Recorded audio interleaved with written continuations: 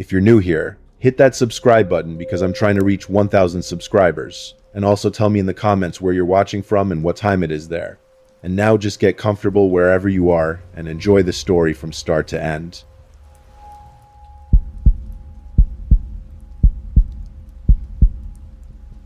I had matched with this French girl on a dating app after my breakup. We texted for weeks, then started calling and video chatting almost every night.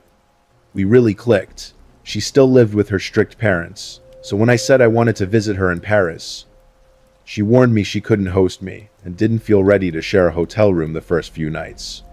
I was 23 and broke, so I booked the cheapest hostel I could find near her neighborhood. The flight was 7 hours. I downloaded movies because I knew I wouldn't sleep. I never can on planes. I was right. By the time I landed, took an Uber to the hostel and checked in, I had been awake for over 24 hours straight. Because of the 6-hour time difference, it felt like 3 in the morning. Perfect. I thought I'll crash hard and wake up normal tomorrow. The hostel wasn't great. Small, smelly lobby, tired guy at the desk. It was 3 a.m., so I didn't blame him. My room had 6 beds, 5 were empty. One guy was sitting on the bottom bunk, typing fast on his laptop. He looked up when I walked in, then went right back to his screen. I said, "Hey," no answer. I asked if it was okay to turn off the light. He looked at me with a blank face, then gave a slow nod, and this strange little smile. I killed the light and passed out the second my head hit the pillow. 2 hours later, I woke up. The room was pitch black. I didn't know what woke me. I rolled over and looked around. Every bed was empty. Even the guy who had been there was gone. I checked my phone 5 in the morning.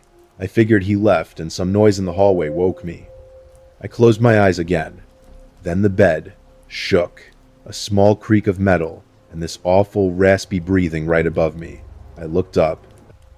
A head was hanging upside down over the edge of the top bunk, staring straight down at me. Same guy, same creepy smile. His medium-long black hair dangled down like a curtain. I screamed and rolled off the bed, hitting the floor hard. He sat up in the top bunk and kept staring, laughing, this low, weird laugh that didn't sound human. I turned the light on, grabbed my bag, and checked that nothing was missing while keeping my eyes on him. Click. He was holding his phone up, taking a picture of me still laughing.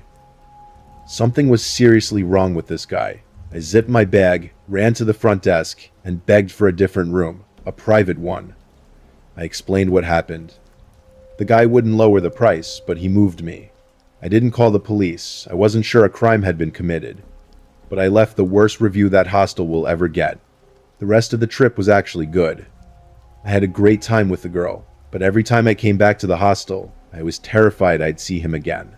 I still hate that a photo of me half asleep and terrified is somewhere on that creep's phone. I'm not a fighter, but that night I really wish I had been.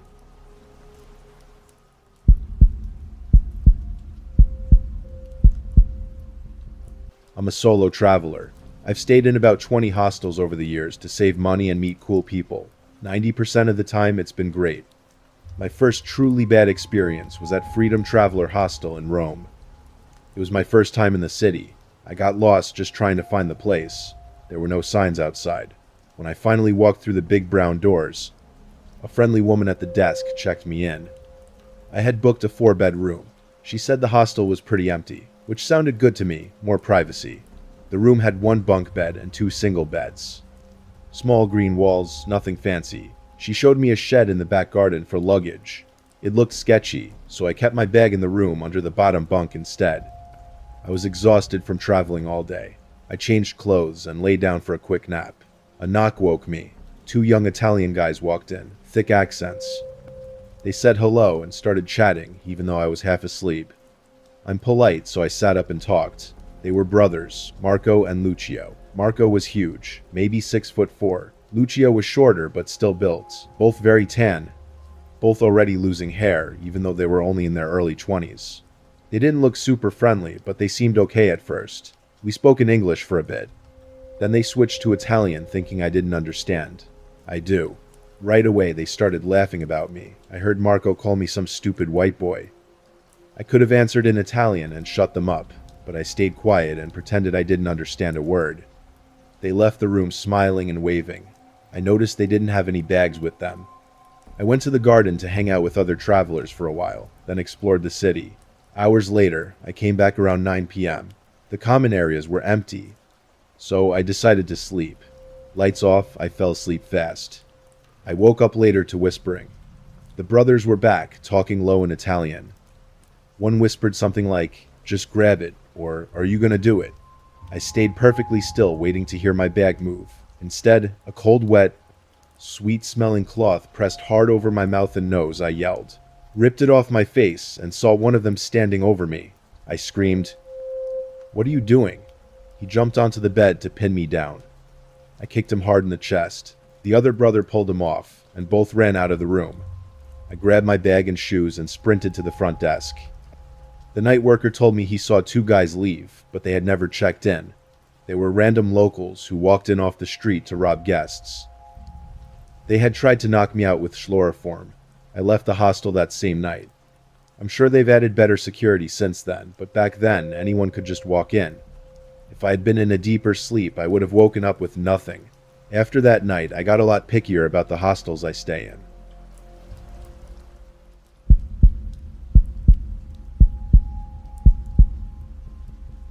I went to Miami Beach alone for Art Basel and to escape the winter cold. My friend Mia was already there with her boyfriend. I planned to meet up with them, but I wasn't staying with them. Hotels and Airbnbs in Miami are crazy expensive when you're solo, so I booked a bed at Bikini Hostel right in the heart of Miami Beach. It was packed. The lobby was full of people mostly in their 20s, some in groups, some traveling alone like me. I didn't plan to hang out at the hostel much, it was just a cheap place to sleep. They had lockers, so I felt okay leaving my stuff and exploring all day. The first night I came back late and met a few of the guys in my mixed dorm. I was the only girl in the room. That didn't bother me. I was there to save money, not make friends. The next morning I woke up and reached for my phone. It wasn't on the bed. I checked under the pillow. Under the bed, nothing. Someone had to have taken it. I asked everyone in the room. I had the guy next to me call my number. No ring. I started thinking, maybe I left it somewhere else.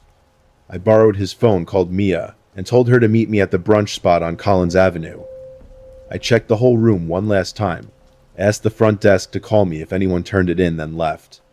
At brunch, I used Mia's phone to check Find My iPhone. Last known location, the hostel, 2 hours ago. That actually made me feel better. Maybe it was just in my bag. We went back together and tore the room apart. Locker bag, every corner. Still, gone. I wasn't going to let it ruin my trip. We went to Art Basel. Walked around for hours, grabbed food, hit a couple bars. Later that night, I checked again on Mia's phone. Now my phone was moving. It was basically on top of us. Mia and her boyfriend laughed and asked if I was sure I didn't have it. I knew I didn't. I looked around the bar. What was I even looking for? I put it in lost mode. Mia's boyfriend yelled, "Anybody find a lost phone?" People stared. Some left fast. We called it over and over. It rang, but no one answered. When it got dark, I went back to the hostel to change for the night. On the walk, I noticed a weird-looking guy behind me. He took every turn I took. I don't think he knew I spotted him, but I was on high alert. Back in the room, I opened my laptop to check Find My iPhone again. The dot was inside the hostel. I got excited. Maybe someone was bringing it back. Front desk had nothing. I asked around. No one admitted anything. I messaged Mia from my laptop that I'd be ready soon, then went to take a quick shower. When I came out of the bathroom, that same creepy guy was sitting on one of the beds, staring at his phone. 2 other guys were in the room. I had a horrible thought. I quickly messaged Mia. "Call my phone right now." She did. A phone started. Buzzing. I looked up. The guy looked straight at me like he knew he was caught. I started yelling, "Give me my phone, I got you." The 2 other guys jumped up, told him to empty his pockets. He pulled out my phone. I snatched it and told them he'd been following me all day and hiding it on purpose. He grabbed his backpack and ran out, never came back. The 2 guys who helped me were Mark and Paulo. I asked them to come out with me and Mia that night. I'm so glad they were there. I still wonder what would have happened if they hadn't been. Lesson learned: keep your phone and valuables locked up tight in hostels, and always stay aware of who's around you.